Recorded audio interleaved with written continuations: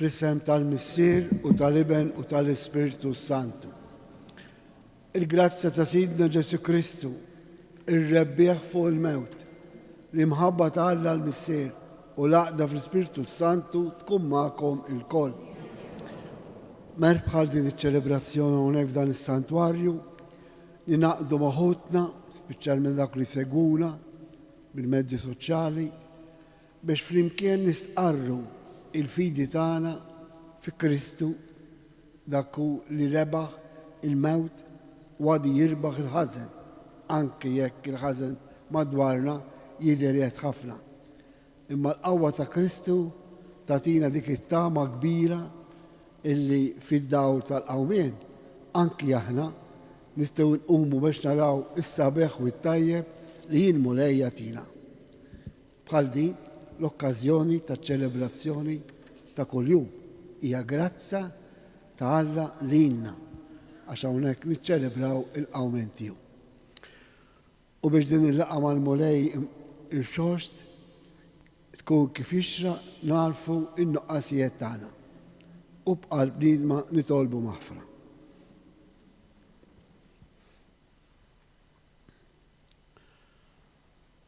Mulej, int ir-rebbieħ fuq il-ħażen, mulej ħnina. Kristu, int id-daw u l-verità tagħna, Kristu ħnina. Mulej, int il-ħajja u l-qawmien tagħna, mulej ħnina. Eħenna lina Alla li jista' kollox jaħfrilna dnubitna u jwassalna għal ħajja ta' dejjem. Flimkien infaħru l-mulej. Glorja lill-Alla fil-għoli ta' smawiet u paċi fl-art il-bedmin ta' rida tajba. Infaħruk, inberkuk, naduraw, natuk ġieħ. Rodurek ħajra l-glorja kbira tiegħek. Mulej Alla sultan tas-sema, Alla missier li tista' kollox. Mulej Iben waħdini Ġesu Kristu. Mulej Alla ħarif Alla bin il-missier. Int li tnaħħi d-nubiet tad-dinja ħenna lin. Int li tnaħħi d-nubiet tad-dinja il-qajt tal-tana. Int li jiet full-lemin tal-missier ħenna lina.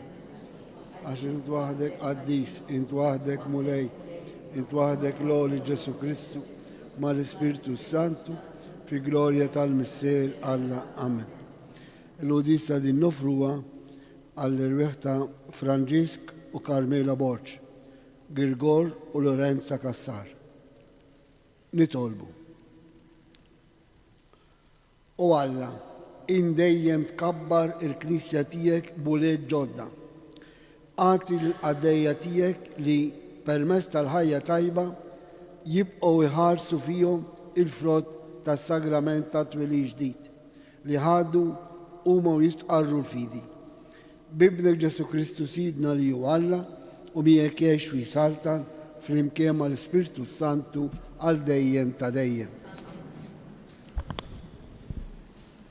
Qari mill-ktieb tal-Atti tal-Apostli. Narejt il-50 Pietru flimkien mal-11 qamu qal lil-lud bleħenoli. Nies tal-Ludija u intom il-koll li toqgħodu f'Ġerusalemm kunu għafu dan u jisemgħu sewwa x'ser ngħidilkom jien. Ġesu ta' Nażaret kemm bniedem li Alla tagħkom prova tiegħu permezz tal-mirakli u l-eġubijiet u s-sinjali li jagħmel bih fostkom kif intom dan stess tafuh.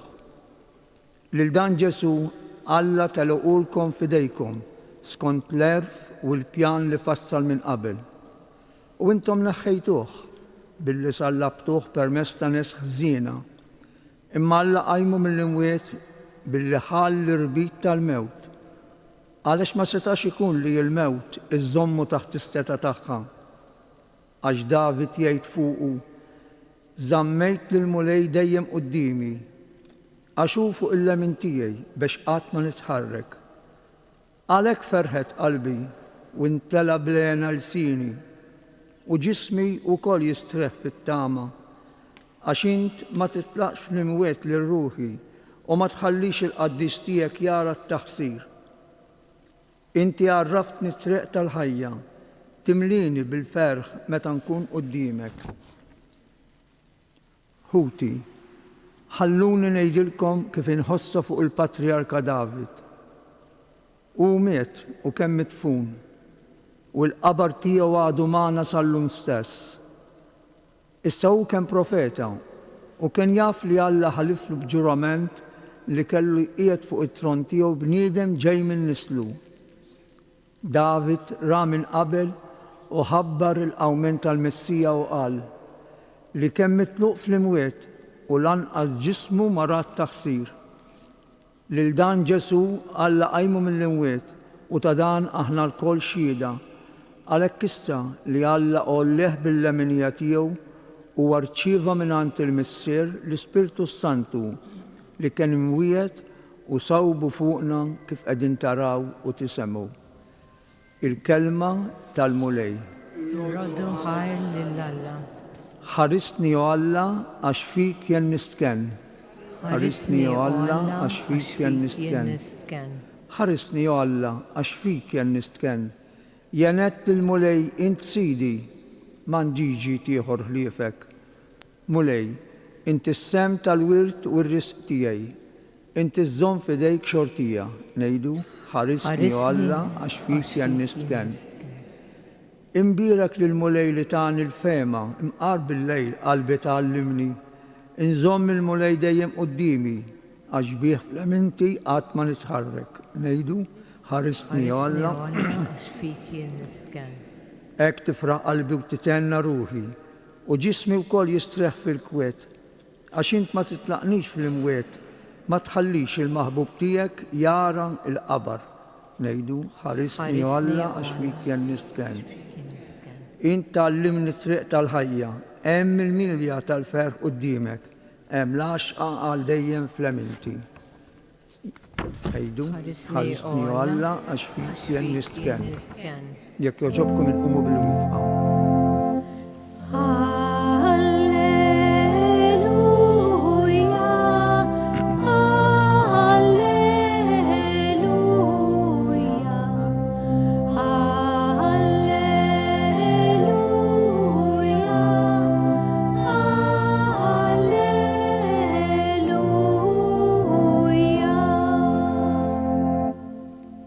Dan hu l-jum li jagħmel il-mulej, ħanifirħu u nitennew fih.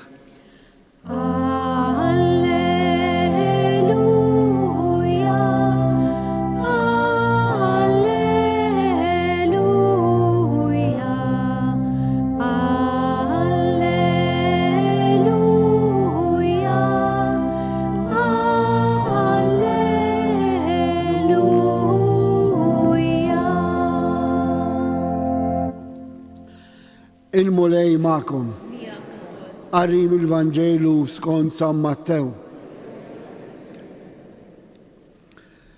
F'dak iż-żmien, in-nisa telqu malajr minn ħdejn il-qabar kollhom biża' u ferħ kbir u marru jiġru jagħtu l-aħbar lid-dixxipli tiegħu. U wara iltaqa' magħhom Ġesu u għalilhom: Isliem għalikom. Huma resqu lejh, qabdulu riġlejh u nxteħtu quddiemu. Imbagħad Ġesu għalilhom: Tibżgħu xejn, morru waslu l-aħbar lill-ħuti biex jitilgħu lejn il-Galileja, lili jarawni hemmhekk. Huma sejrin xi ħud mill-għases marru l-belt għand il-qassisin il-kbar u tawhom l-aħbar ta' kull ma kien ġara. Dawn inġabru flimkien maxjuħ, ftehmu bejnietom u taw lis-soldati kemm flus ġmila u għalulhom: Ejdu hekk, ġew id-dixxipli tiegħu bil-lejl u serquh waqt li konna reqdin. U jekk il-gvernatur jisma' b'dan, aħna inġaluh jemmen u lilkom neħelsukom minn kull inkwiet.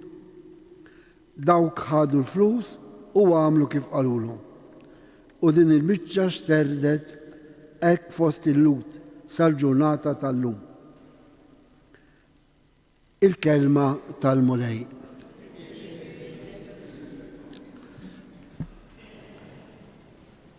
Kieku Kristu ma qamx mill-imwiet, kieku maħnex hawnhekk.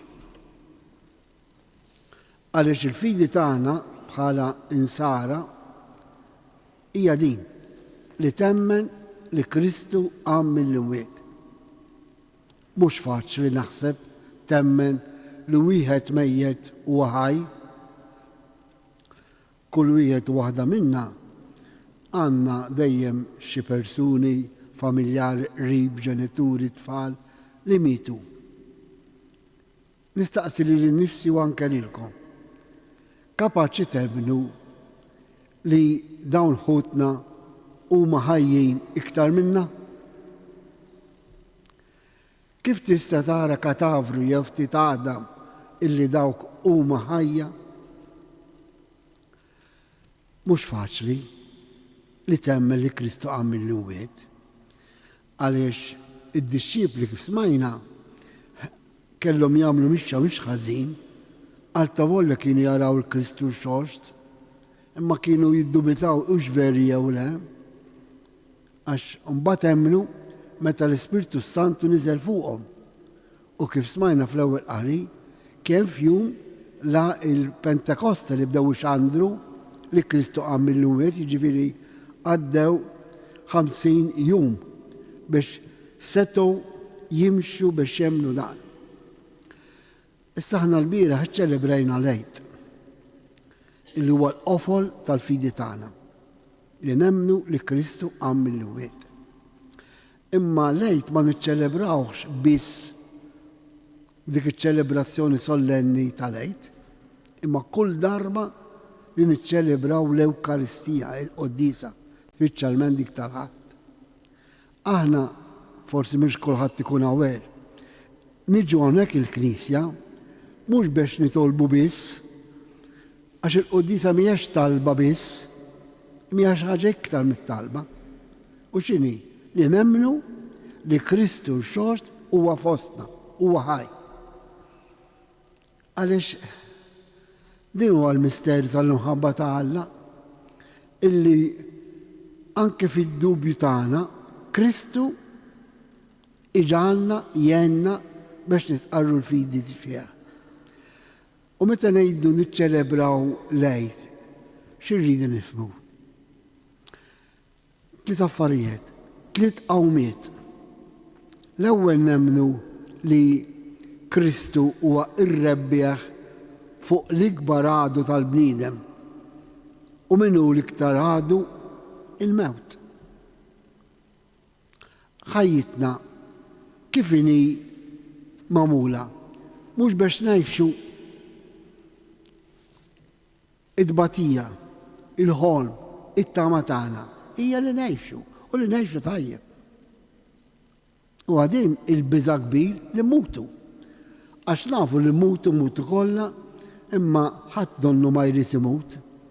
U forsi għandna raġun. Imma għandna raġun sa ċertu punt. Għax il-ħajja tagħna bi Kristu xost jgħidilna illi l-eżistenza tagħna għandha sens. Għax Kristu qam mill-imwiet. Il-mewt mhijiex kollox, tispiċċa kollox, mhijiex l-aħħar kelma, kif xi wħud jgħidu hija common fil-eżistenza tagħna. U hekk hu. Għaliex? Għax il-ħajja tagħna kienet ippjanata li tkun xbija ta' Alla. U xbija ta' Alla tkun illi aħna nkunu bħal Alla. Imma bħalissa ma naħsibx li nħossuna Allat għalkemm aħna bil-mamudija ġejna imdaħlin, imlaqmin fi Kristu xost.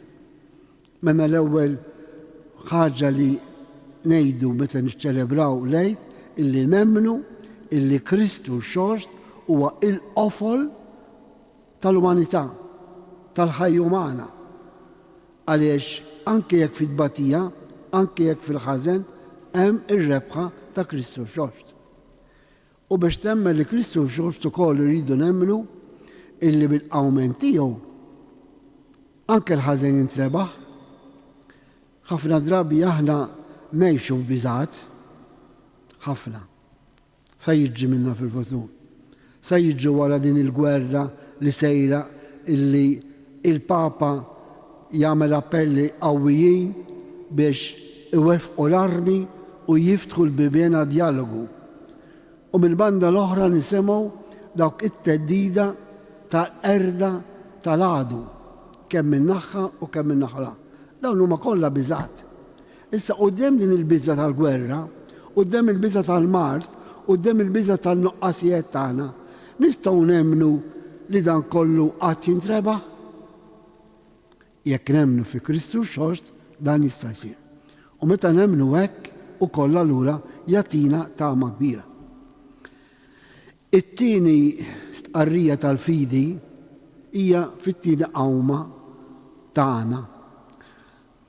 Il-ġisem tagħna kif inhu qatt iqum bħal ġisem glorjus ta' Kristu.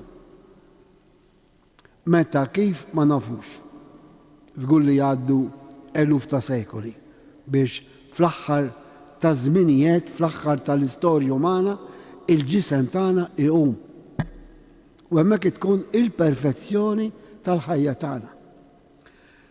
U kif se jkun ġisem tagħna? Glorjus ma nistax nifhmu. U hawnhekk nixtieq nirrakkontalkom fattek daqsxejn gustus. Meta kont kappella Ruma waqt laqgħa ta' katekiżmu għat-tfal kien it-2 ta' Novembru u għedtilhom li ġisimna sa jerġa' jqum biżbuħija immensa. U kien hemm tifla forsi ta' 11 sena 12 u kellha difett kbir fiċċa. U x'ħed spiċċajt il-katekiżmu din l-ispjegazzjoni ġiet fejni, qalt li dun Ġusepp, qalt li anke ġismi se jkun sabiħ, għattela se jkun sabiħ ħafna illi anke jien stess ma tistax temmen. Għattela ġismek se jkun sabiħ bħal ġisem glorjus ta' Kristu. U telqet tiġi ferħana mar-risposta. Irridu nemmnu anke illi Kristu xost se jerġa' jqajjimna bil-ġisem tagħna glorjus. It-tielet qawmien meta ngħidu li nemmnu fi Kristu niċċelebraw lejt. Il-qawmien spiritwali xi fisser? Illi meta ngħidu, meta niċċelebraw il-qawmien fil-quddies mod partikolari, rridu nagħmlu inħallu dik l-Spiritu ta' Alla li jbiddilna, iġeddidna, illi jenna biex ngħixu aħjar, illi ngħaddu mill-passat għall-futur, għall-preżent biex ngħixu fid-dawl tal-verità ta' Kristu. U hemmhekk verament nesperjenzaw kemm hija sabiħa l-fidi tagħna fi Kristu xost. Għax anke llum meta nippruvaw ngħixu aħjar mill-bira bil-qawwa tal-għaqda tal-komunjoni tagħna fi Kristu permezz tal-Magħmudija, nistgħu ngħixu aħjar. U kieku aħna insara ngħixu tajjeb u naħseb qegħdin ngħixu tajjeb, għax ma nafx intom xawer x'ġara issi flaxija mad-dinja kollha waqt il-velja tal-għid. Eluf kbar ta' nies li konvertew għall-Kristjaneżmu minn kien ateu, minn kien Musulman, minn kien ta' reliġjon oħra. Fi Franza is-sibt tal-għid ġew imamdin fuq 21,000. Fil-belt ta' Toronto kien hemm xi 1200 mamudijiet ta' adulti, ta' kbar, jiġifieri ta' konverzjoni. U anke f'Malta, u anke hawnhekk. U din hija l-aħbar it-tajba illi min jemmen fi Kristu kapaċi jkun spiritwalment fil-ħajja tagħna. Issa forsi xi ħadd jgħid u iva jien qed nex sewwa. Tajjeb, imma tista' tgħix aħjar. U kif tgħix aħjar? Illi bid-dawl tal-Kristu xost bil-qawwa tal-grazzja tiegħu tgħix serenament is-sitwazzjoni tiegħek. Għax m'intix waħdek, hemm Kristu xost miegħek. L-apostli qabel ma waslu biex jemmnu verament li Kristu xost, ġielhom il-kuraġġ illi jgħidu intom poplu ludi illi sallabtu l-awtur tal-ħajja, toltu l-ħajja, imma Alla qajjem il-mewt. U anke llum, eżis bieb, idin hawnhekk f'dan is-santarju.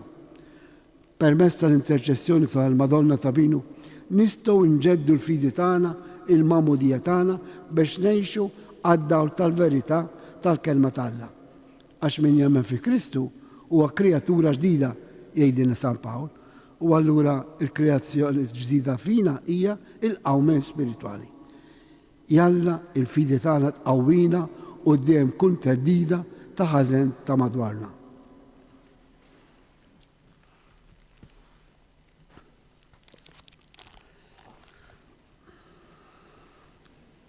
Ħuti eżis, Kristu għamillu wiet biex ma jmutx aktar. Il-mewt ma saltanx aktar fuqu. Nifirħu u nitennew dan il-jum tal-mulej fil-waqt li r-resqu talba tagħna u ngħidu: Mulej ħares lejn il-mifdijin kollha tiegħek. Mulej ħares lejn il-mifdijin kollha tiegħek. Għallimhom din ġodda biex issa li libsu l-Kristu jikbru fil-fidi tagħhom bil-għajnuna tal-komunità nisranija nitolbu. Il-midifdijin kollha tiegħek. Għad-dinja għaċċana għal-verità biex il-ferħ tal-għid jixxandar satru fl-art u l-bnedmin jilqgħu lill-Kristu bħala il-Messija u l-mulej tal-bniedem nitolbu. Għal-poplu ta' Izrael biex jilqgħu il-verità sħiħa u jasal għas-salvazzjoni imweda lilhom flimkien ma' dak kollha li din ifittxu id-dawl tal-verità nitolbu. Għalina biex bħal nisa tal-Vanġelu insibu lill-Kristu xogħol li jimla l-ħajjitna bil-ferħ u jibatna nxandru l-ħutna nitolbu. Naqdu flimkien l-intenzjonijiet personali tagħna, aħna li hawnhekk preżenti f'dan is-santwarju, dak kollha li f'dan il-moment maqudin magħna fiċ-ħutna Maltin biex flimkien nistqarru din il-fidi fi Kristu li hija il-kuraġġ ta' kuljum li aħna nirċievu bid-don tal-fidi nitolbu. Ħares lejn il-mifdijin kollha permettuli talba bit-Taljan. Fratelli e sorelle, la nostra fede in Cristo risorto ci riempie di gioia e di coraggio per testimoniare la nostra comunione con il Cristo risorto, perché possiamo vivere uniti tra noi nell'amore per dare testimonianza della forza della risurrezione di Cristo che noi celebriamo nell'Eucaristia. Preghiamo. Mulej ħares lejn il-mifdijin kollha tiegħek. Mulej Alla tagħna, fil-misteru tal-għid indaħħaltna fl-art tnixxi ħalib wasel. Għamel minna xhieda kuraġġ ta' ibnek Ġesu, rebbieħ fuq id-dnub u l-mewt u li jgħix u jsaltan għal dejjem ta' dejjem.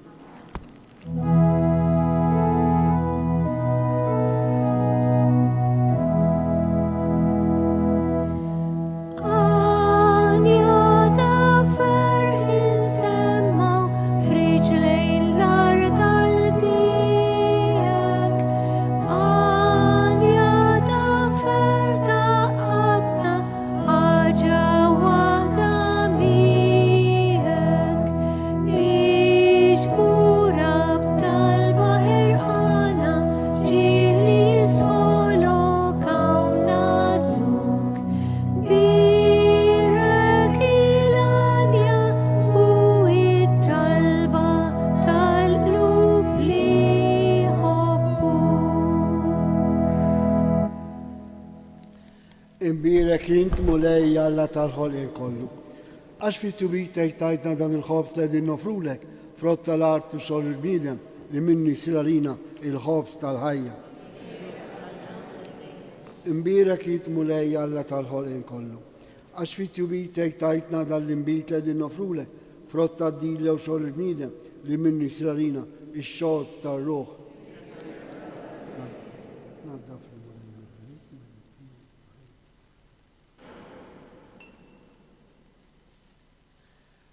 Itolbu ħuti biex is-sakrifiċċju tiegħi u tagħkom ikun joġob lill-Alla l-Missier li jista' kollox.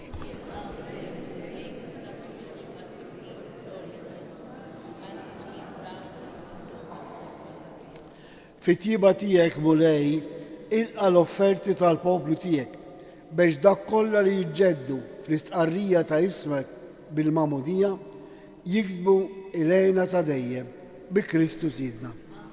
Il-mulej magħkom. Nerfu qlubna l-fuq. Niżukħal lill-mulej Alla tagħna.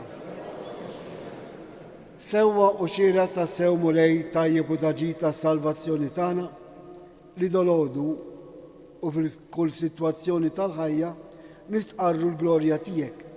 Id-daffer akbar inxandruha f'dan il-jum li fih ġe s-sakrifikat Kristu, il-ħaruf tal-Għid tagħna. U il-ħaruf tas-sew li neħħa id-dubet tad-dinja bil-mewt tiegħu eret il-mewt tagħna u bil-qawment tiegħu kisbilna ħajja ġdida.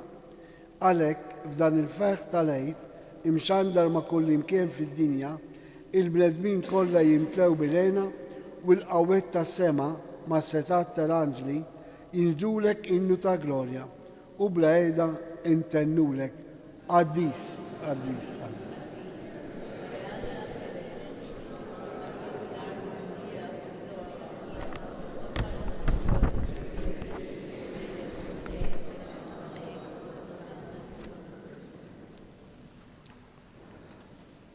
Qaddis tas-sewint mulej inti l-għajn ta' kull dusija. Qaddes għalhekk nitolbuk dan l-offerti bil-barka tal-Ispirtu tiegħek biex isiru għalina il-ġisem u d-dem ta' Sidna Ġesu Kristu. Li meta kien se jingħata ta' ħa il-ħobs rat il-ħaj qasam tal-disċipli tiegħu u qal: ħudu u kulu il-kol minn dan, għax dan huwa ġismi li jingħata għalikom.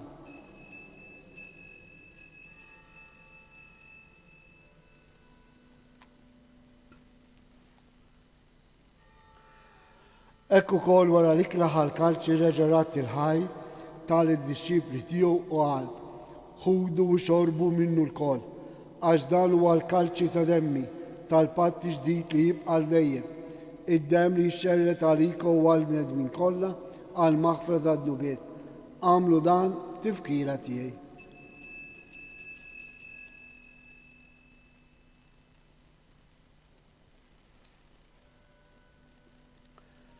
Danu il-misteru tal-fidi inħabbru il-mewt tiegħek mulej.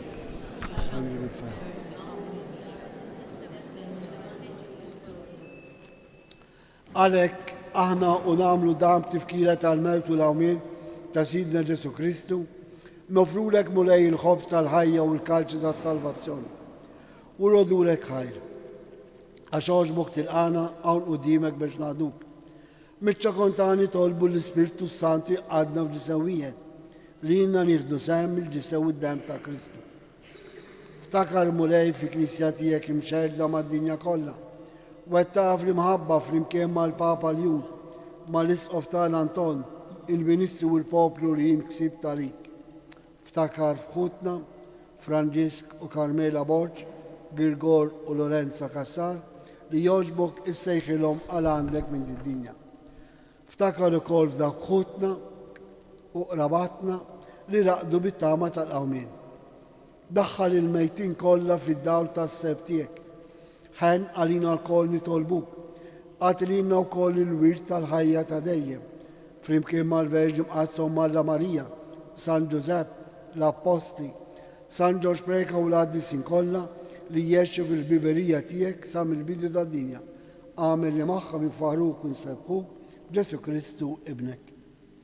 Bi Kristu, ma' Kristu u fi Kristu jingħata lilek Alla Missier li tista' kollox, flimkien mal-Ispirtu Santu, kull ġew glorja għal dejjem ta' dejjem. Kemm hija ħaġa sabiħa li Kristu għarrafna, narfu li l-Alla bħala missierna. U l-qawmen spiritwali iġalna ngħixu bejnietna bħala l-istess solet tal-uniku missier. Nitolbu fidi flimkien ma' Ħutna u ngħidu: missirna li jinti fis-smawet jitqaddes ismu tiġi saltnatek ikun li tritint kif is-sema jidda fl-ard. Ħobżna ta' kuljum għatina llum aħfrinna d-nubitna bħalma nafru l-minu ħati għalina la ddaħħalniex fi ġrib iżda ħrisna mid-deni. Aħrisna nitolbuk mulej minn kull deni. Għatina fi tiba tijak il-paċi fi żminna biex nkunu ħilsa dejjem midnu u mħarsa minn kull inkwiet. Aħna u nistennew u nittamaw ilena u l-miġġa tas-Salvatur tagħna Ġesu Kristu. Mulej Ġesu Kristu li qed l-apostli tiegħek inħallilkom islem nagħtikom islem tiegħi. La tħares lejn dubitna, iżda ħares lejn il-fidi tal-Knisja tiegħek. Għati jaslem u laqda li int trid fija, int li tgħix fis-saltan għal dejjem ta' dejjem. Il-paċi ta' Kristu xost kun dejjem magħkom. Għatu sinjal ta' paċi li xulxin. Il-ġisem u d-dem ta' Kristu f'dan il-kalċi li ser nitqarblu bihom ikun jiswilna għal ħajja ta' dejjem. Ħarruf talla li tnaħħi.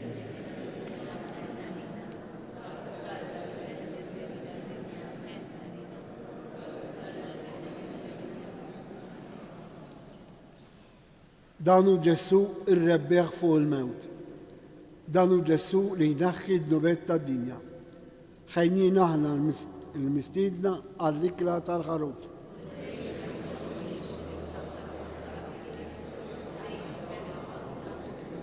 Il-ġisem ta' Kristu jħarisna l-ħajja ta' dejjem.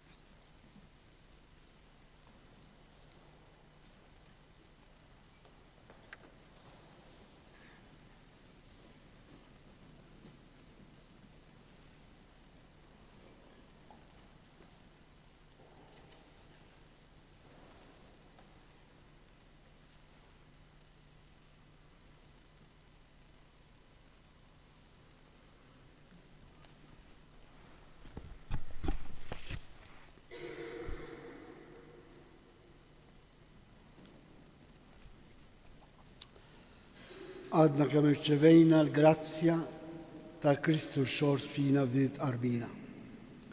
Ejja flimkien nerġgħu nistqarru l-fidi tagħna billi ngħidu għal 3 darbiet. Il-mulej għam mill-imwiet, alleluja, alleluja. Il-mulej Wit, alleluja, alleluja.